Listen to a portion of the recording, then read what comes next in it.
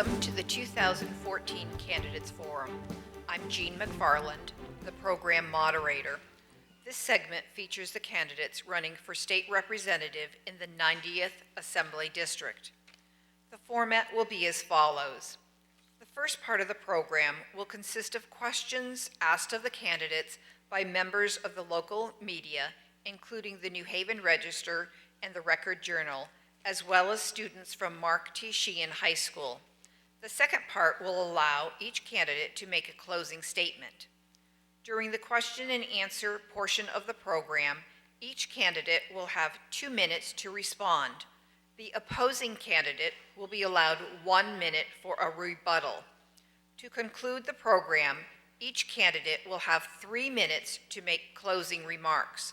The toss of a coin has determined the order of questioning, which will be Mary Fritz first.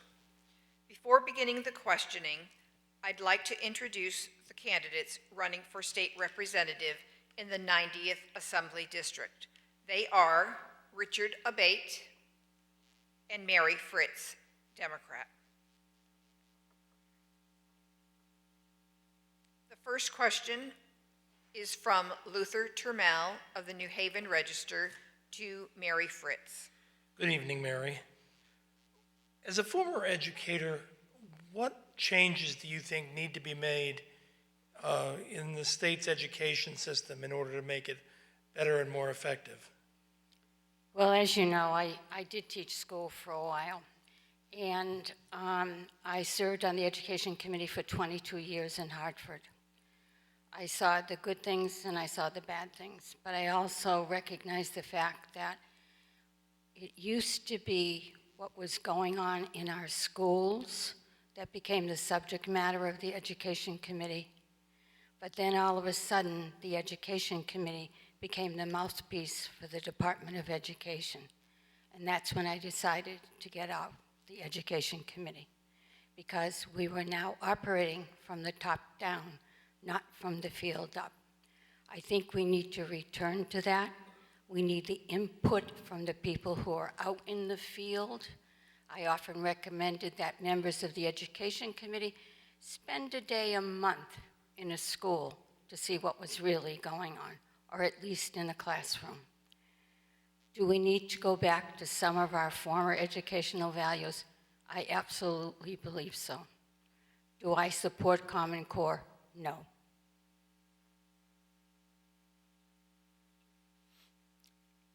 It's an unusual situation to find myself in almost total agreement with Mary, but I do agree. I know as a product of the New Haven Public Schools in my era, we got an exceptionally good education. I don't believe that that's the case anymore in our public schools by and large. There are exceptions. Certainly the two towns that I hope to represent, Wallingford and Cheshire, are renowned for having excellent school systems, and indeed my grandchildren go to school here in Wallingford at the Moses White Beach School, so I have a lot of input on what's going on there. I am opposed to Common Core. I think it was passed over the heads of the people, and I think we need to take a really hard look at how we can institute the kinds of education that once existed in this state across the board. The next question will be from Fardeen Salam of Sheehan High School to Richard Abate. Good morning. Good evening. Thank you. What will you do to make Connecticut and Wallingford living costs more affordable for the students, graduates, and the average citizen? I think the key to the answer to that question is building the business community back up in this state. We have had just too many years of watching our state government impose itself, as well as the federal government, impose itself on the business community, making it essentially impossible right now, or nearly so, for any person to get a new business started. And it's the small businesses of this country and this state that have been the engines of job growth right along. So if I were a young person like yourself looking out ahead to wanting to stay in the state of Connecticut, I'd want to know that my state government was getting out of the way, or at the very least facilitating business growth here in our state. I happened to be here when Mr. Apuzzo spoke earlier, and I have to say, I agree with him. This state was once a powerhouse of business community. We were the arsenal of democracy in every sense of the word in World War II, and we've seen that evaporate over the years. Other than what is left of Sikorsky and under the UTC banner, all that once was here is gone. So I would like to see our state government get out of the way of businesses, give people the opportunity to grow their businesses. I'm a business consultant. I work with small businesses, and that's the biggest problem they have right now, is dealing with regulations and taxes that have been imposed on them, making this one of the most difficult states to do business in. Thank you. In answer to your question, I need to back up a little bit, I'm afraid.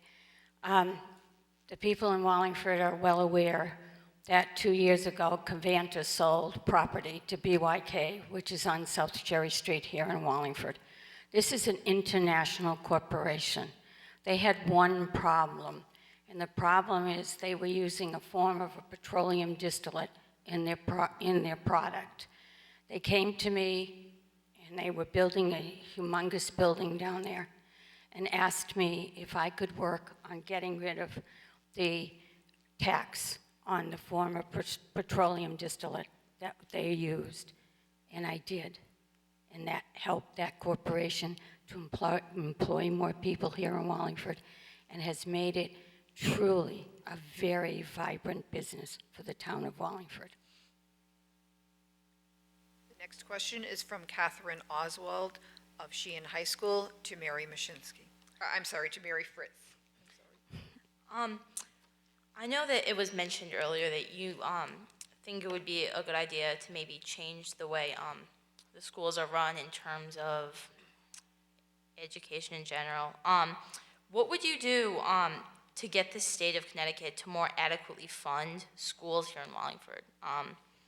Is the formula for funding fair within the towns of Wallingford or towns in Connecticut, or do you think that's something that needs to be changed as well? You're talking about the education cost-sharing formula. In point of fact, both, you'll have to excuse my voice. In point of fact, both towns do very well under the education cost-sharing formula. We don't do as well as the big cities because there isn't the poverty level that they experience. Do I always fight for money to come back to my towns? I believe that's my job. That's taking care of the taxpayers who send their money to Hartford. It makes sure that some of their money comes back home to alleviate their tax burden within the towns. If money were the solution to the problem, Hartford and New Haven would be the shining stars of education in this state and probably across the nation. Money is not, strictly speaking, the issue. We have issues that deal with teacher qualification. And I have to say, as I said just a few minutes ago, the school systems in Wallingford and Cheshire, and Mary's right, we do get our lion's share of what we should get from the state, but there are a lot of towns in the state where they are hurting. So I don't think it's fair the way it's set up, and I certainly don't think it's fair that the lion's share of the money goes to the big cities and produces little or no results. The next question comes from Andrew Regali of the Record Journal to Richard Abate. Richard, just going back to what you said earlier about building the business community back up. So is it, I just wanted you to clarify, is it just as simple as just, getting out of the way for the state, or are there any specific programs? I think Mary Mashinsky said earlier that, the Small Business Express program in Wallingford has been successful. 19 businesses using that, creating, a couple hundred jobs. Should we get rid of that program, or are there other programs that you would like to see? First of all, let me say that there are no simple answers, not in any real sense. What we're dealing with is a complicated situation of the balance between business and government. They tend to, at times, seem to be in opposition to one another, particularly in the area of regulation. I think economic development programs, particularly at the local level, administered at the local level, are excellent. I was an economic development officer for the city of New Haven back a number of years ago and developed a very successful program in that city. I'm sad to say that I was beleaguered by the politicians and the bureaucrats who wanted to see that money go to friends of the mayor. As a result of that, after 5 years, I resigned because I would not play that game. But I know that we can successfully produce business incentives at the local level that grow jobs. And the program you're talking about here in Wallingford clearly is one that is a success. I'd like to see that kind of approach replicated in Cheshire. And indeed, I'd like to see those kinds of approaches, those imaginative, creative, inventive approaches that are not driven strictly by money. I'd like to see those instituted across the state. And I hope to be an advocate for that in Hartford, given my background in economic development and business consulting, to help the business community in Connecticut get it right with regard to its relationship with government. Andrew, I am a big proponent of the Small Business Express, to the point I brought down people from the Department of Economic and Community Development to speak to the former Quinnipiac Chamber of Commerce and to introduce them to the program and how and in what ways they could get into the program, and some of them were very, very successful. I also brought it to Cheshire, and we had a big meeting at Elam Park. They even sent a banker with them to help the people negotiate the loans. Bagelicious on Route 10 in Cheshire was so happy. He was beside himself that this was there for him to grow his business. The next question is from Fardeen Salam of Sheehan High School to Mary Fritz. Do you believe that the state of Connecticut should change the way that it collects and lays its taxes? Could you repeat that, please? Do you believe that the state of Connecticut should change the way that it collects and lays its taxes? There's two ways of looking at it. Remember, it's not just the state of Connecticut that lays taxes on the people, but it's also the towns that have the ability to tax as well. I think that some of the programs we're trying to put into place with regard to regionalism, which will help towns, especially towns who have to support so many entities in terms of public safety and all of that, if we could regionalize some of them, we will save taxes 1-to-1 overall. Do we need to say that taxes are not a good thing? You have to pay the bills somehow, and that's how we've always done it. Again, no simple answers, but I do believe, from my point of view, it's not enough to say we're bringing money back to our towns. We have to take a look at how that money flows out of our towns. And I believe right now that the towns, and that means the citizens of those towns, are spending an awful lot more than they have to get a pittance back. So one of my programs that I intend to work diligently on, if elected, is to look at tax reform down at the grassroots level. How can we keep more of that money here, where the decisions can be made here, and not have to go through Hartford, where it gets peeled off to pay for this, that, and the other thing. The next question is from Catherine Oswald of Sheehan High School to Richard Abate. What specific proposals do you have to make our communities more energy efficient? Like, would you support green technology? And also, do you think the state should be like promoting an incentive to switch to different types of technology? Well, there's certainly nothing wrong with the state promoting such efforts, and to the extent that so-called green technologies do in fact work, I'm all for that. I've felt that I was a participant in green technologies going back as far as the 1970s, when it first sort of bubbled to the surface during the first Arab oil embargo. The fact of the matter is, many of these technologies that have been put forth are not at a mature level yet.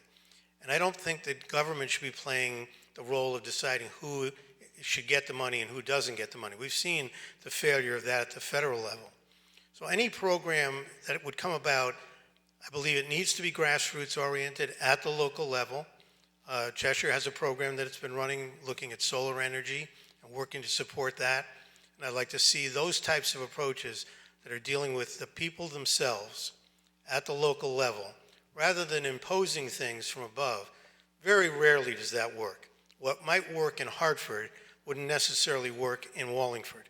Wallingford is a unique case. We have our own electric company here, and that's created a situation that's very advantageous for the people of Wallingford. Maybe we need to look at more of that type of thing in the future in other parts of the state, Cheshire being one of them. So, yeah, I'm all for that, but I think we have to go at it with a due diligence and not simply follow the whim of the moment. We are well blessed in the town of Wallingford and in the Elso section of Wallingford.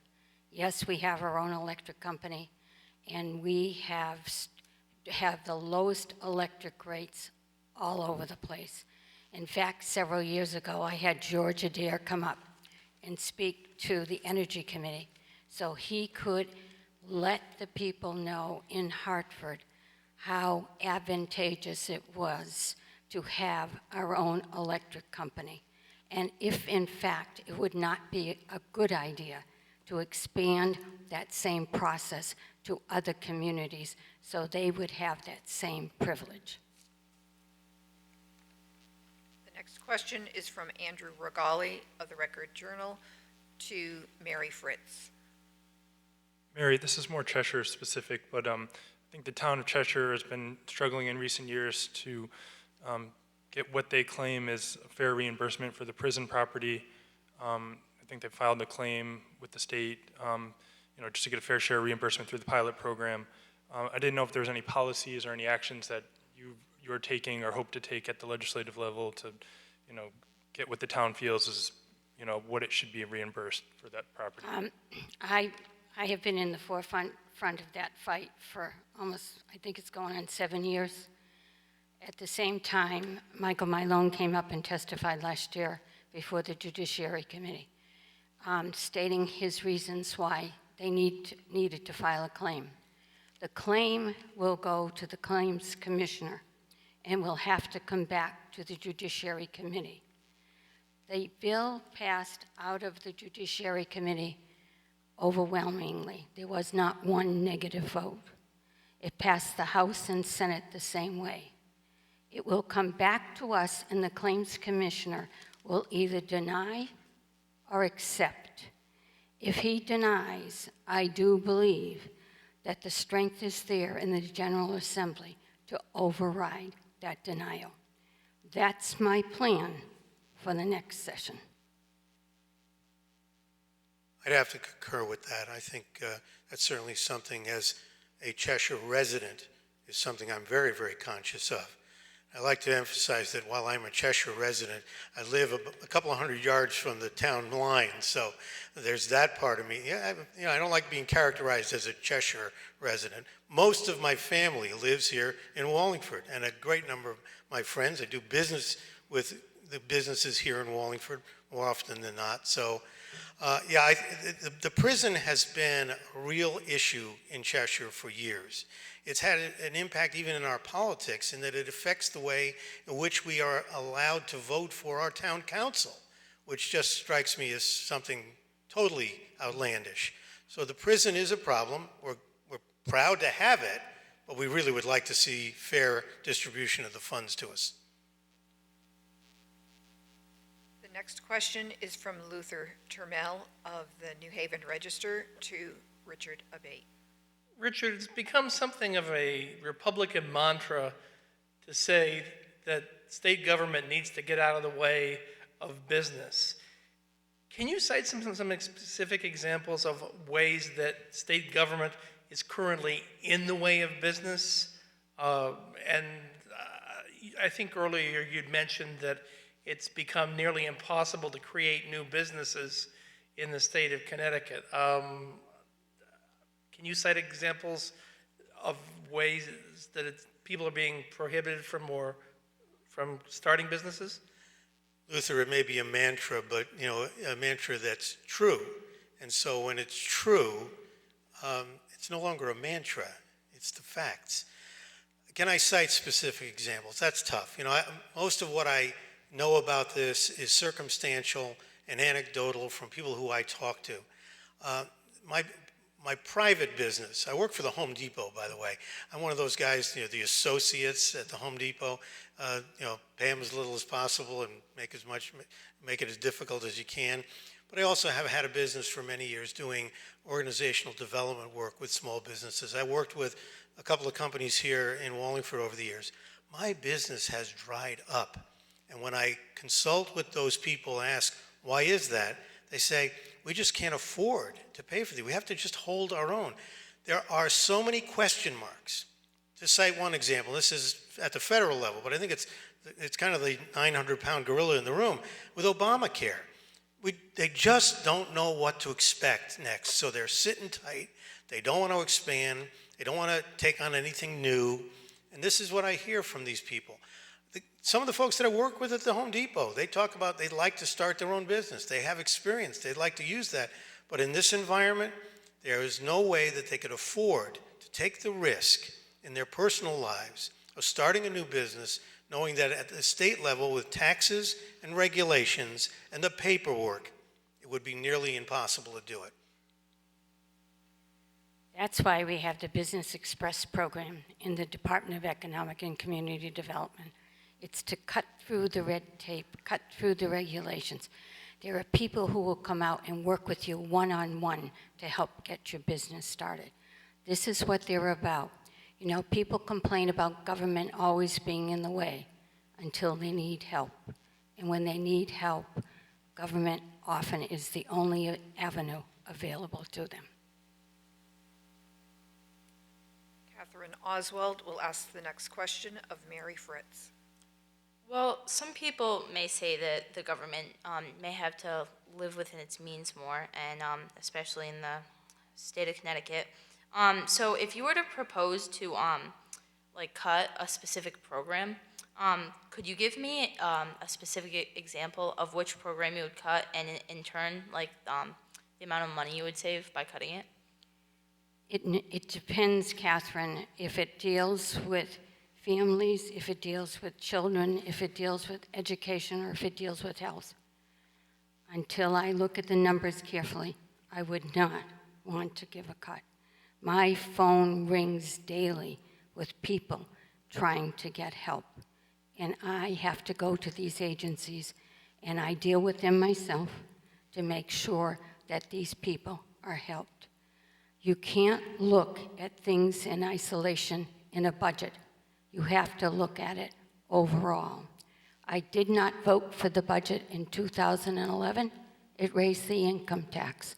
I didn't vote for the income tax in 1991. Why would I vote to raise it? Your question is problematic in the sense that it's a many-pointed sword. The question you ask, as Mary has indicated, is very difficult to answer. There's a constituency for every program. There are people who benefit in some way from just about every program. The problem, as I see it, is this. I haven't served in the legislature. I've worked there. I worked there for a year as the clerk, assistant clerk in the environmental committee. I worked with the legislature when I was president of the Registrars Association for 4 years. It's not as simple as that. I would have to go to Hartford. I'd like to have the chance to go to Hartford. And as Mary has had the opportunity for so many years, I would like the opportunity to take a look and see if a new pair of eyes and a new way of looking at things might not be able to come up with some of those answers. But I'm not in a position to do that right now. The next question is from Andrew Regali to Richard Abate. Richard, do you feel the district and the state as a whole has gone far enough just regarding like school safety policies and gun regulations? Honestly, I think perhaps in terms of gun regulation, we've gone too far. I believe that eventually there will be a challenge to the law that was passed on the basis of it being unconstitutional in terms of our rights as citizens under the Second Amendment. And no, I do not believe we've done enough to promote school safety. I can only hearken back to that horrible day in Sandy Hook when a deranged individual was able to get access to the school to bring about the horrendous result that he brought about. Our schools, we can't turn them into fortresses, but there needs to be more protection built into the system. Whether it's on the private side or the public side, we need to do that. I'm a captain and a pilot in the Air Force Auxiliary Civil Air Patrol, and I put a proposal forth back at that time and suggested that since CAP is a part of the Air Force, that perhaps we could find a way through our many members in the state of Connecticut, both our cadets at the local level in the schools and our senior officers who are scattered. We've got 14 squadrons across this state, that maybe there's a way we could assist in bringing greater security to the schools at the lower level. Just an example of, you have to have more creative thinking than just simply passing a law that says you can't have a magazine any bigger than this and you can't have a certain piece of firearm because it looks like something. That doesn't solve the problem.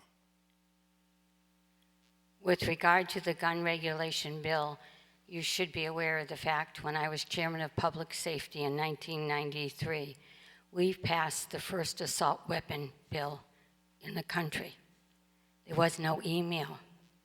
This bill gets passed and there's 200 emails a day, many of them threatening, but that's the nature of the beast.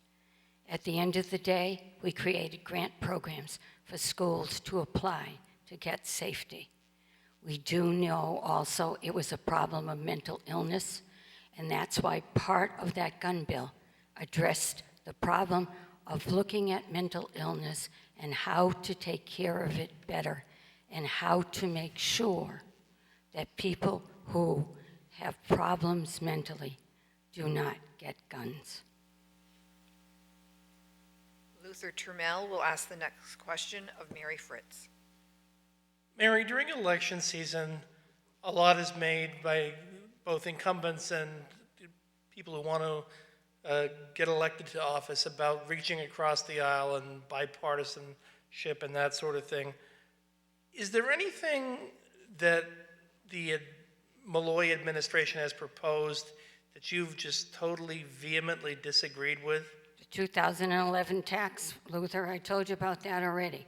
And do I reach across the aisle? You bet I do. I don't just reach, I walk over and I say, I'm coming.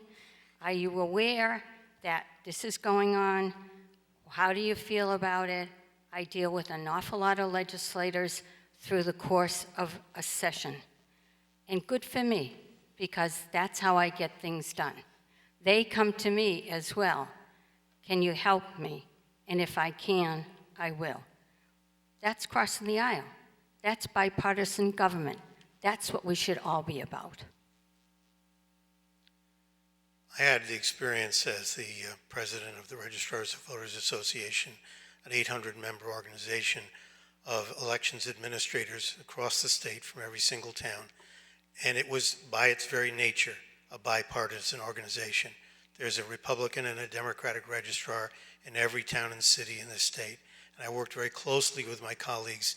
And in fact, when I ran for Secretary of the State back in 2006, it was my Democratic colleagues in that organization, quite frankly, who came to me and asked me if I would run against their candidate for Secretary of the State.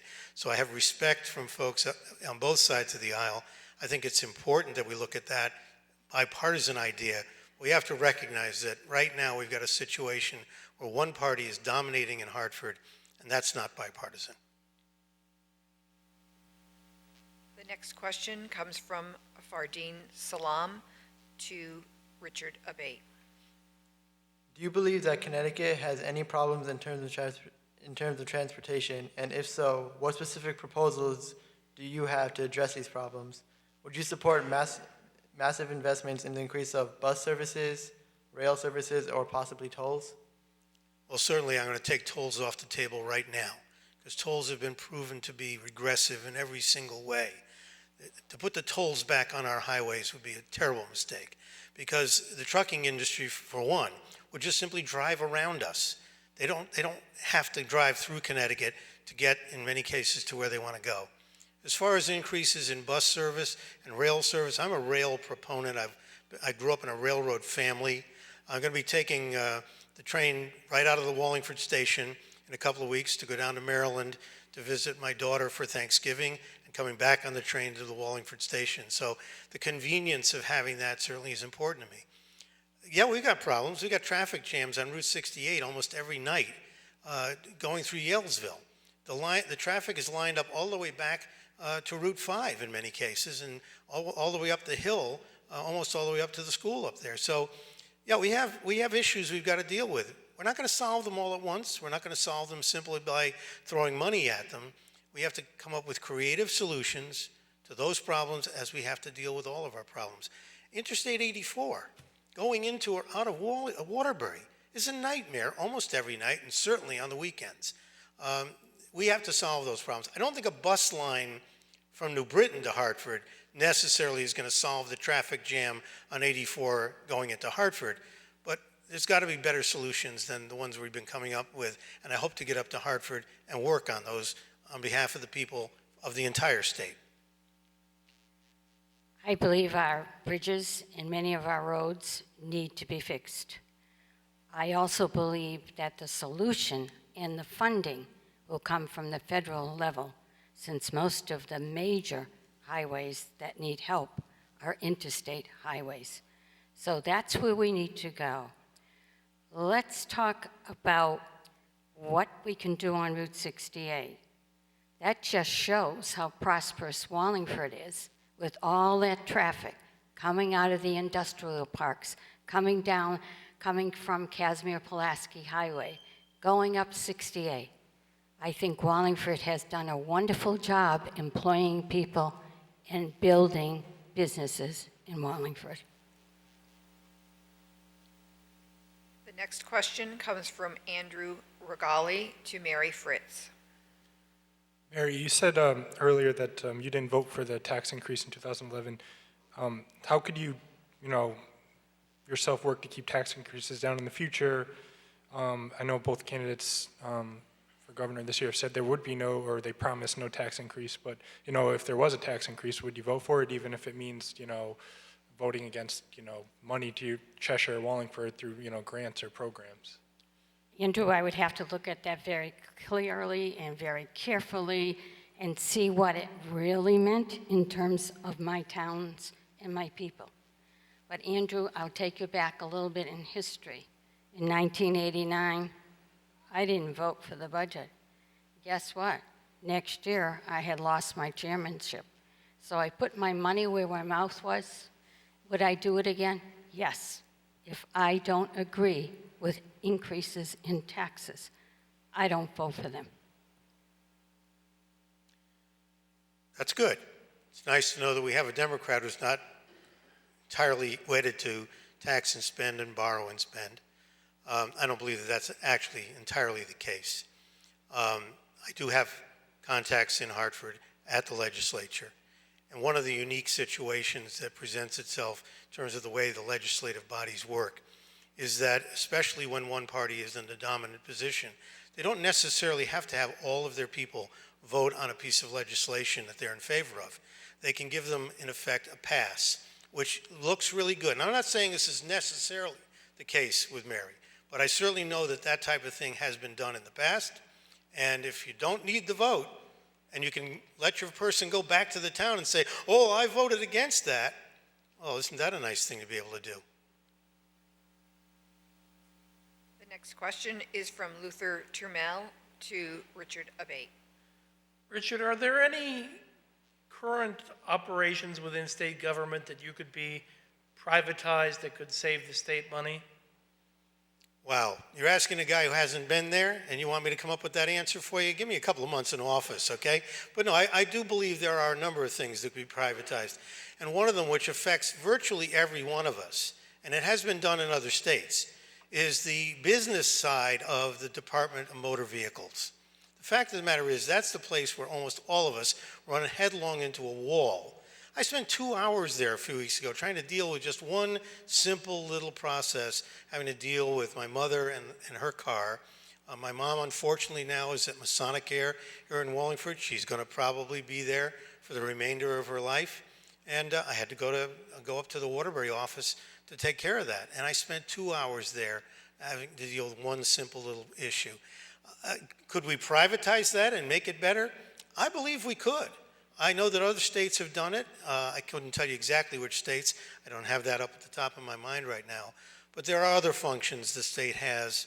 And I'm also in favor of this regional approach to things as well. Mary's mentioned it a few times. I was an advocate of regionalization back when I was working for the city of New Haven in the 1980s.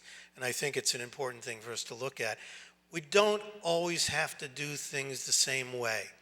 That little economic development program that I ran in the city of New Haven flew in the face of every bureaucrat in that city, and they fought me tooth and nail. But the proof was it was successful. It was so successful that they had to run me out of that office so they could get their hands on the money, as the state's attorney told me a number of years later when the scandal finally broke. Yeah, we need to look at those things very carefully. There's a better way of doing business as a state, and I think we should do it. I think what we need to do, Luther, in point of fact, is look at the quasi-state agencies.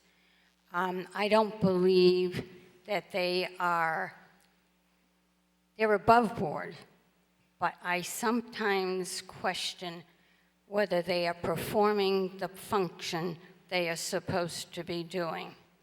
Do I think they should be privatized? No. Do I think that they should be put under somebody else that gets rid of the quasi aspect, where they seem to be able to do anything they want to do? I think there needs to be a control. You thinking of one in particular? I don't think so, Luther. I'm not that foolish. The next question is from Fardeen Salam to Mary Fritz. What is your plan of attracting new businesses, big and small, to Connecticut and Wallingford? And do you have any idea of how to maintain the current businesses that are currently residing in Connecticut and Wallingford? I think there's a tremendous outreach going on right now for businesses in the state of Connecticut. In point of fact, we did something that was on the books for years last year.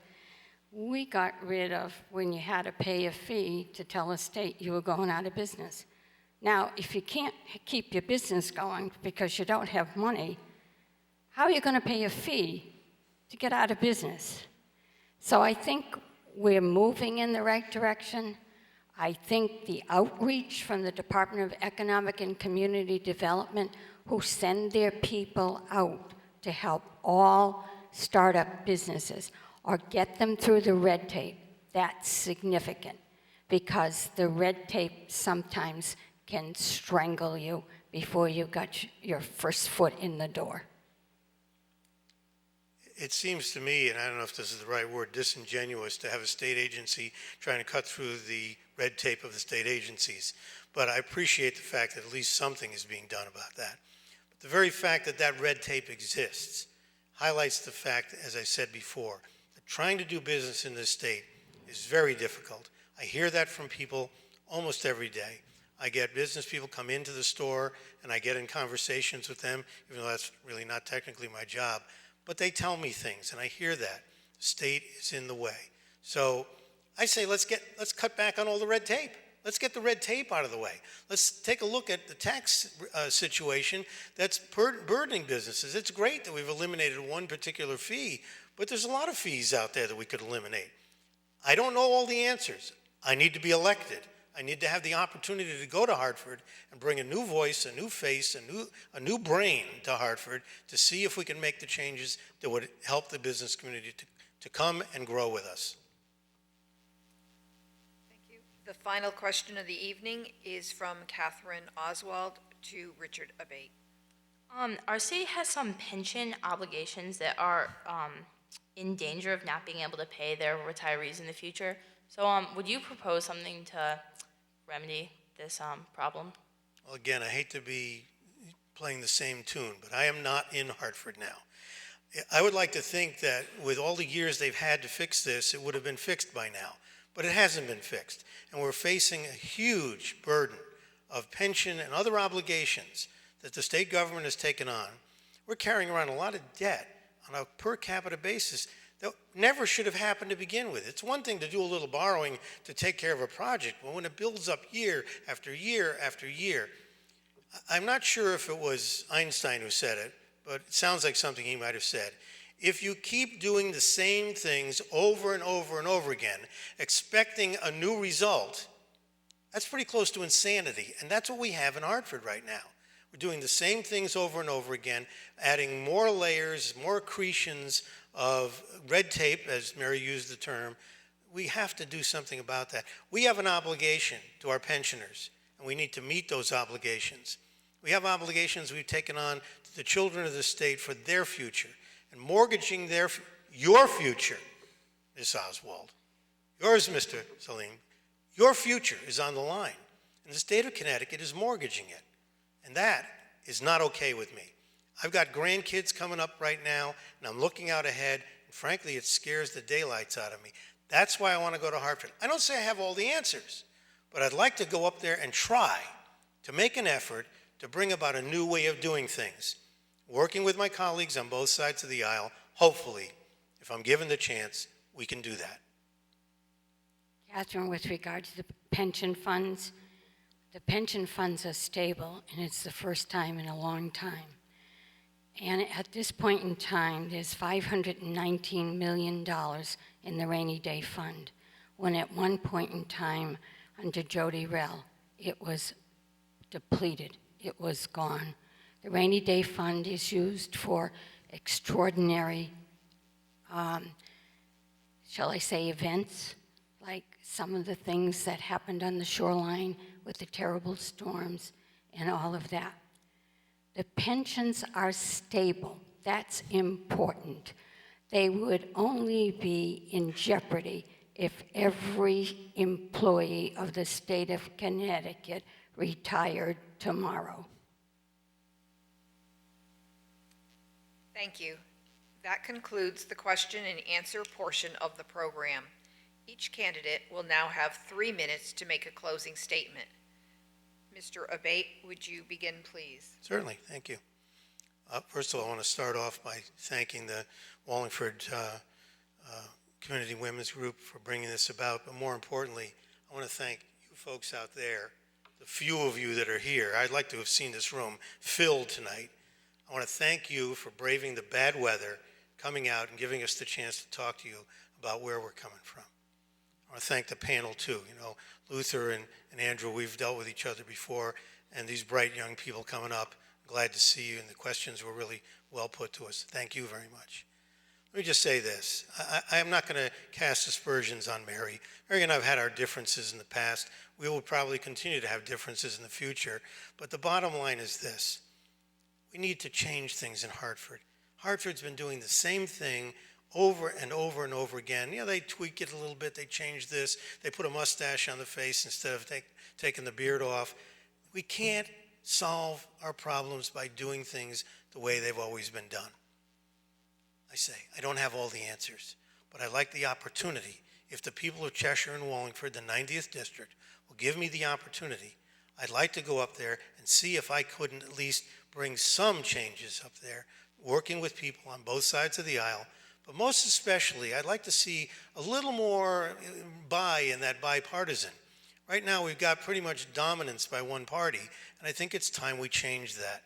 I'd like to see us have a more equitable division of the legislature so that we're not constantly finding ourselves in situations where the Republicans have no input to speak of in many of these issues. So that's what I'm about. That's why I'm running for this office again. I ran 4 years ago, and I sincerely felt that I had a chance to win then. I sincerely feel I have a chance to win now, but it's not about me. It's about the people of Cheshire and Wallingford and this entire state. I think I can bring some new thoughts and new ideas. I can build on the relationships I've had in the past and bring about the changes we need to get this state moving again, becoming the powerhouse it once was, so that your children and your children's children will have jobs to go to in our state. Thank you. I too want to thank the community women of Wallingford. I enjoyed going to the public library this past winter when you had your big celebration. It really was terrific. And what you have done for this town over the years is amazing, and you should be very, very proud of yourselves. It's a miserable night, and I congratulate all of you who came out. I also appreciate the students and Luther and Andrew, who I've known for a very long time. At the end of the day, I feel very honored that I have been able to serve the people of Wallingford and Cheshire for 30 years, over 32. Do I work every day at my job? I absolutely do. You should see my kitchen table. At the end of the day, the session is over, but the people's problems do not go away. I have done tremendous work in domestic violence over the years. I've done tremendous work for Cheshire and Wallingford over the years, and I'm proud of that work. But you know what? All of the projects came to me from the people of Wallingford and the people of Cheshire. Again, I am honored to serve you.